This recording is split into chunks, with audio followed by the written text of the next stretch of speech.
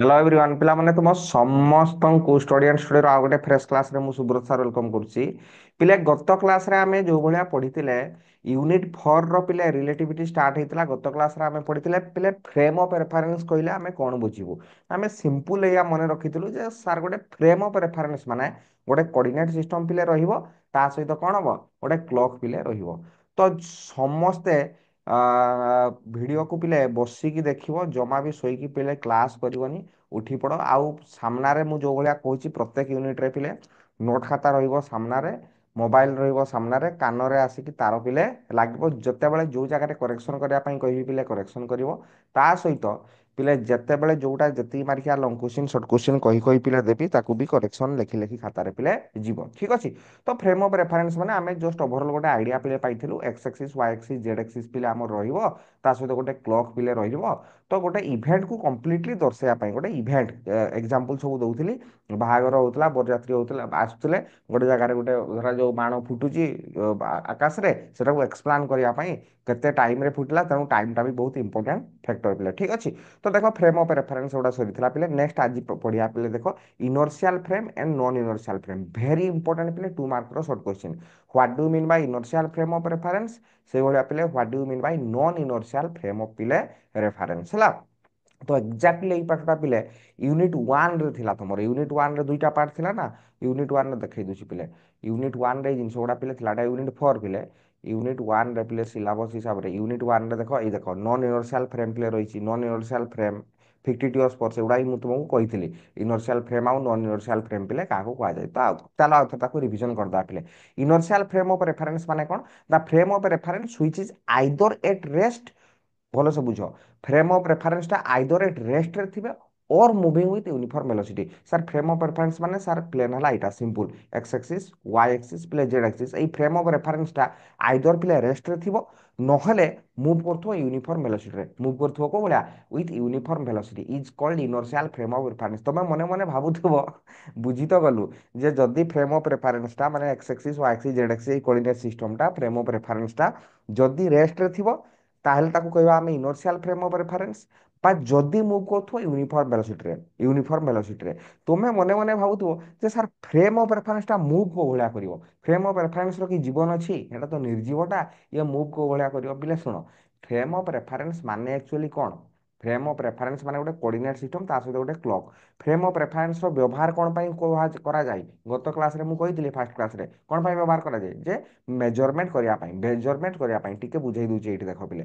ଧରାଯାଉ ଏଇଟା ପିଲେ ଆମର ଏକ୍ସ ଆକ୍ସିସ୍, ଏଇଟା ହେଲା ଧରାଯାଉ ପିଲେ ୱାଇ ଆକ୍ସିସ୍, ଏଗୁଡ଼ା ଗତ କ୍ଲାସରେ ବି କହିଥିଲି ଜେଡ୍ ଆକ୍ସିସ୍। ଏଇଠି ଗୋଟେ ପାର୍ଟିକଲ ଅଛି 2,4,6 ଧରାଯାଉ ହେଲା। ଏଇଠି ଗୋଟେ ପଏଣ୍ଟ ଅଛି ପିଲେ, ଇଭେଣ୍ଟ ଗୋଟେ ହଉଛି 2,4,6। ତ ଟୁ କୋଉଠୁ ନା, ଟୁ କୋଉଠୁ ନା, ଏଇ ଅରିଜିନ ହେଲା ଏଇଟା, ଅରିଜିନ ହେଲା ଏଇଟା। ଏଇଠୁ ଏକ୍ସ ଆକ୍ସିସ୍ ରେ ପିଲେ ଯିବୁ ଆମେ 2, ତାପରେ ୱାଇ ଆକ୍ସିସ୍ ରେ ଯିବୁ 4, ତାପରେ ଜେଡ୍ ଆକ୍ସିସ୍ ରେ ଯିବୁ, ଜେଡ୍ ଆକ୍ସିସ୍ ରେ ଯିବୁ 6। ତ ମାପ ସବୁ କୋଉଠୁ ହବ? ଏଇ ଅରିଜିନରୁ ମାପ ହବ, ଅରିଜିନରୁ ମାପ ହବ। ମାନେ ମାପ ହବ ସବୁବେଳେ ଅରିଜିନରୁ, ଅରିଜିନରୁ ମାପ ହବ। ମାନେ ଏଇଠୁ ଏଇଟାକୁ ଦେଖିକି, ଏଇଠୁ ଦେଖିକି ଏଇ ଅରିଜିନ ତୁଳନାରେ ଏଇଟାକୁ 0 ବୋଲି ମାନିକି ଆମେ ସେଇଠୁ ପିଲେ ମାପ କରିବୁ। ତ ଆକ୍ଚୁଆଲି ଅବଜର୍ଭରଟା କୋଉଠି ରହିଛି? ଅବଜର୍ଭର କୋଉଠି ରହିଛି? କୋଉଠୁ ମାପ ଷ୍ଟାର୍ଟ ହବ? କୋଉଠୁ ମାପ ଷ୍ଟାର୍ଟ ହବ? ନା ଅରିଜିନରୁ ଷ୍ଟାର୍ଟ ହବ। ଅବଜର୍ଭର, ଅବଜର୍ଭର ମାନେ ଯିଏ ସବୁ ଦେଖୁଛି ହେଲା, ଇଭେଣ୍ଟ ଘଟୁଛି, ଇଏ ହଉଛି ସିଏ ହଉଛି। ତ ଅରିଜିନରୁ ହିଁ ସବୁ ମାପ ହୁଏ। ତେଣୁ ଅବଜର୍ଭର ପିଲା ରହିଛି କୋଉଠି? ଅରିଜିନରେ। ଅବଜର୍ଭରଟା ପିଲେ ରହିଛି କୋଉଠି? ଅରିଜିନରେ। ଏୟା ପାଖରୁ ମାପ ହଉଛି, ୟା ପାଖରୁ ମାପ ହଉଛି। ମୁଁ ଧରା ଯୋଉ କହିଲି, ଯୋଉ ଭଳିଆ କି ଗତ କ୍ଲାସରେ କହୁଥିଲି, ତମ ଘରଟା କେତେ କିଲୋମିଟର? ତମ ଘରଟା କେତେ କିଲୋମିଟର ଧରା ଯୋଉ ପଚାରିଲି, ନା ତମ ଘରଟା କହିଲ 100 କିଲୋମିଟର। ଆଉ ଗୋଟେ ଜାଗାରୁ ପଚାରିଲେ 200 କିଲୋମିଟର କହିଲ। ମାନେ ଏଇଠୁ ଏଇ ପଏଣ୍ଟର ଲୋକେସନଟା, ଏଇ ପଏଣ୍ଟର ଲୋକେସନଟା 2,4,6। ଏଇଠୁ କିନ୍ତୁ ମାପିଦେଲା ମାନେ, ଏଇଠୁ କିନ୍ତୁ ମାପିଦେଲା ମାନେ ଏଇ ପଏଣ୍ଟର ଲୋକେସନଟା ଅଲଗା ପିଲେ ହେଇଯିବ। କ'ଣ ପାଇଁ? ଏଠି ମାପ ସବୁ ଏଇ ଅରିଜିନରୁ ହବ, ଏଇ ଅରିଜିନରୁ ହବ। ତ ଯିଏ ମାପୁଛି ବା ଅବଜର୍ଭର କୋଉଠି ଅଛି? ସେ ଏଇଠି ରହିଛି। ଏଇଠୁ ସେ ଏକ୍ସ ଆକ୍ସିସରେ ଗଲା 2 ବା 3 ବା 5 ବା 6 ବା 10 ଯାହା ହଉ, ତାପରେ ୱାଇ ଆକ୍ସିସରେ ଗଲା ହେଲା କି। ତେଣୁ ଷ୍ଟାର୍ଟିଂ ହେଲା ଏଇଟା, ଅରିଜିନଟା ହେଲା ଷ୍ଟାର୍ଟିଂ। ତେଣୁ ଅବଜର୍ଭର ଯିଏ ଅବଜର୍ଭ କରିବ, ଯିଏ ପର୍ଯ୍ୟବେକ୍ଷଣ କରିବ, ଯେ କାଲକୁଲେସନ କରିବ, ସେ କୋଉଠି ରହିଛି? ନା ଅରିଜିନରେ ସାର୍ ରହିଛି, ଅରିଜିନରେ ରହିଛି। ମାନେ ସିମ୍ପଲ କହିବା ପାଇଁ ଗଲେ, ଦୁନିଆରେ X axis Y axis Z Axis ବୋଲି ପ୍ରାକ୍ଟିକାଲି କିଛି ପାଇବନି। ବୁଝିପାରୁଛ ନା ନାଇଁ? X axis Y axis Z Axis. ତୁମେ ତମକୁ ଧରାଯାଉ ପଚାରିଦେଲି ମୁଁ, ଏଇଠୁ ତମ ଘର କେତେ ବାଟ? ତମ ଘର କେତେ ବାଟ? ନା ସଙ୍ଗେ ସଙ୍ଗେ ତମେ କ'ଣ ପେନସିଲ ଆଣିକି ବା ଗୋଟେ ବାଡ଼ି ଆଣିକି ସେ ଭୂଇଁରେ ଟାଣି ପକେଇବ କି? X axis Y axis Z Axis ନୁହଁ। ତମେ ଏଜ୍ୟୁମ୍ କରିବ ଯେ ସେଇଟା ହେଲା ଅରିଜିନ, ଏଇଟା ହେଲା ପିଲେ ଅରିଜିନ। ତ ଆକ୍ଚୁଆଲି ସିମ୍ପଲ ୱାର୍ଡିଂରେ କହିବା ପାଇଁ ଗଲେ, पूरा कॉम्प्लिकेटेड न करिकी पूरा सिंपल वर्डिंग रे कहया पाई गले गोटे फ्रेम ऑफ रेफरेंस रेस्ट रे अछि माने गोटे ऑब्जर्वर टा ही रेस्ट रे अछि जोटा जोठी ऑब्जर्वर सेटा ही फ्रेम ऑफ रेफरेंस सेठू ही आरंभ होला फ्रेम ऑफ रेफरेंस रो कॉन्सेप्ट माने एठी ऑब्जर्वर अछि तो एठू माप हबो तो दियो दियो टाणी दियो तो एठू टाणी दियो x axis Y axis Z axis कर दियो एठू एठी ही ऑब्जर्वर रहिछि तेणु फ्रेम ऑफ रेफरेंस टा रेस्ट रहिछि माने कोन ऑब्जर्वर टा रेस्ट रे अछि ऑब्जर्वर रेस्ट रे रहिछि सेठू माप होछि कोन कहली बुझियाली धरा जाऊ गोटे मु कहूछि फ्रेम ऑफ रेफरेंस टा रेस्ट रे अछि ता माने जे ऑब्जर्व करछि जे बसिकी देखुछि मो भलिया ମୁଁ ବସିକି ଏଇଠୁ ଅବଜର୍ଭ କରୁଛି କ'ଣ ହଉଛି କ'ଣ ନାହିଁ ସବୁ ଚାରିଆଡ଼େ ବୁଲି ବୁଲି ବୁଲି ବୁଲି ଏମିତି ଦେଖୁଛି ତାମାନେ ଫ୍ରେମ୍ ଅଫ୍ ରେଫରେନ୍ସଟା କ'ଣ ଅଛି ରେଷ୍ଟରେ ରହିଛି କ'ଣ ପାଇଁ ନା ଅବଜର୍ଭର ରେଷ୍ଟରେ ଅଛି ଅବଜର୍ଭ ମୋତେ ହିଁ ଲାଗିକିରି ମୋର ଏପଟେ ଗୋଟେ ଅଠା ଲଗେଇକି ରଖେଇ ଦିଅ ଏକ୍ସ ଏକ୍ସିସ୍ ଏପଟେ ଗୋଟେ ବାଡ଼ି ଦେଇଦିଅ ୱାଇ ଏକ୍ସିସ୍ ମୁଣ୍ଡ ପଟେ ଗୋଟେ ବାଡ଼ି ଦେଇଦିଅ ଜେଡ୍ ଏକ୍ସିସ୍ ଏଇ ମୁଁ ବୁଲୁଛି ମାନେ X axis Y axis Z axis ବି ମୋ ସହିତ ବୁଲୁଛି ବୁଝିଗଲା ଆଉ ମୁଁ ମୁଭ୍ କରୁଛି ମାନେ ୟୁନିଫର୍ମ ଭେଲୋସିଟିରେ ମୁଭ୍ କରୁଛି ତୁମର କୋଅର୍ଡିନେଟ୍ ସିଷ୍ଟମଟା यूनिफॉर्म वेलोसिटी रे मूव करछि इनर्शियल फ्रेम माने कोन बुझेली इनर्शियल फ्रेम माने पूरा एटा जदी रेस्ट रे थिबो कोऑर्डिनेट सिस्टम ता नहले यूनिफॉर्म वेलोसिटी रे मूव करथो यूनिफॉर्म वेलोसिटी रे मूव करथो माने कोऑर्डिनेट सिस्टम ता यूनिफॉर्म वेलोसिटी रे मूव करथो माने किए से ऑब्जर्वर ता ही यूनिफॉर्म वेलोसिटी रे मूव करथो ते ऑब्जर्वर ता ही यूनिफॉर्म वेलोसिटी रे मूव करथो माने मु हला मु ऑब्जर्व करछि धरा जो बाहागर रे बरजात्री आछंती बाण फुटुची मु यूनिफॉर्म वेलोसिटी रे मूव करछि यूनिफॉर्म वेलोसिटी माने धरा जो 30 मीटर पर सेकंड बा 2 मीटर पर सेकंड रे हला कि मु एटा हला मु हला मु ଚାଲିଛି 2 मीटर पर सेकेंड 2 मीटर पर सेकेंड यूनिफॉर्म ना वेलोसिटी बढ़ेबी ना वेलोसिटी कमेबी 2 मीटर पर सेकेंड तो 2 मीटर पर सेकेंड ही चली ताहले मो सहित जो कोऑर्डिनेट सिस्टमटा थिबो X axis Y axis Z axis थिबो एई बा ई फ्रेम ऑफ रेफरेंसटा जोटा मो सहित थिबो एई फ्रेम ऑफ रेफरेंसटा को यूनिफॉर्म तुमर इनर्शियल फ्रेम ऑफ रेफरेंस बोली कहा जिवो हला कि माने एक तो रेस्ट रे रहिथिबो ऑब्जर्वर बा तुमर फ्रेम ऑफ रेफरेंसटा नहले यूनिफॉर्म वेलोसिटी रे मूव करथो ताकू ही कहा जिवो पिले inertial frame of reference okay all fundamental laws of physics are valid in inertial frame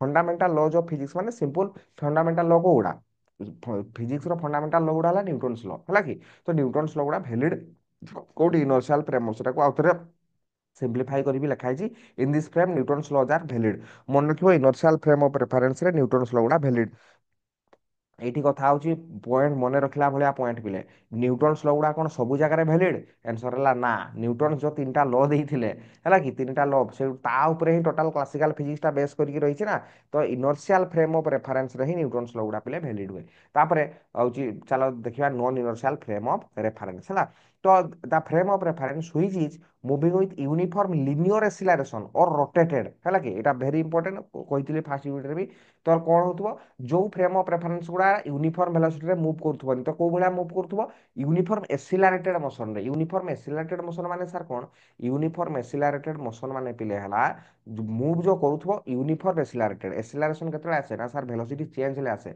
तो यूनिफॉर्मली चेंज होतबो माने वर्तमान 2 मीटर पर सेकंड जाउची ठीक धरा जो 2 सेकंड की गोटे सेकंड पर 3 मीटर पर सेकंड रे जीवो तापर 4 मीटर पर सेकंड रे जाउ जीवो ये मु धरा जो रास्ता रे जाउची एबे 2 मीटर पर सेकंड जाउची ठीक धरा जो गोटे मिनिट पर 3 मीटर पर सेकंड रे जीवी ठीक गोटे मिनिट पर 4 मीटर पर सेकंड रे जीवी ठीक आ गोटे मिनिट पर मो वेलोसिटी बढ़ी की 5 मीटर पर सेकंड हो 6 मीटर पर सेकंड हो एई भलिया जदी हो ताले मोर यूनिफॉर्म एसिलरेशन आसीबो एसिलरेशन केते आसे ना सर वेलोसिटी चेंज हेले को भलिया एसिलरेशन दा यूनिफॉर्म समान समान चेंज होची ना 2 मीटर पर सेकंड आउट पर तुम बाइक चलाउछ तुम स्टार्ट करके एइला मुडुछ आस्ते आस्ते आस्ते आस्ते वेलोसिटी कोन होची बड़ी बड़ी बड़ी बड़ी जाउची तो यूनिफॉर्मली जदी एसिलरेशन आसला uniform accelerated frame of reference गुडा को कहा जीवो कोन नॉन इनर्शियल फ्रेम बा रोटेटेड जदी होतबो जदी फ्रेम ऑफ रेफरेंस रोटेट करतबो फ्रेम ऑफ रेफरेंस रोटेट करथबो माने कोन ऑब्जर्वर रोटेट करथबो एइ जो छोट बेला खेलुथलो ना दଳି दଳି दଳି इलेक्ट्रिक दଳି बुलुथला नहले मेरीगो राउंड हला मेरीगो राउंड जानि पड़छ ना नहीं एइ जो इए गुडा थिला सब एइ भଳିଆ खुंट खुंट गोटे थिबो एइठी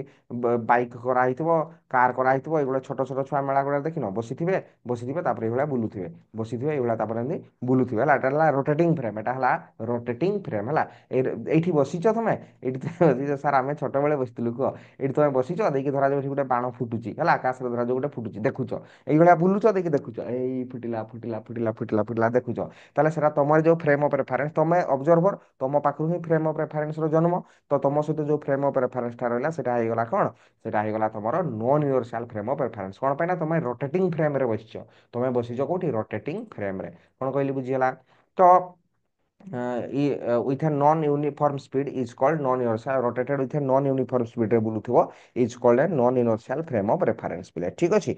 in this frame of reference Newton's laws of motion are not valid। ଏଇ frame of reference ରେ କ'ଣ Newton's laws of motion ଗୁଡ଼ା valid ହବ ନାହିଁ। କ'ଣ କହିଲି ବୁଝିହେଲା?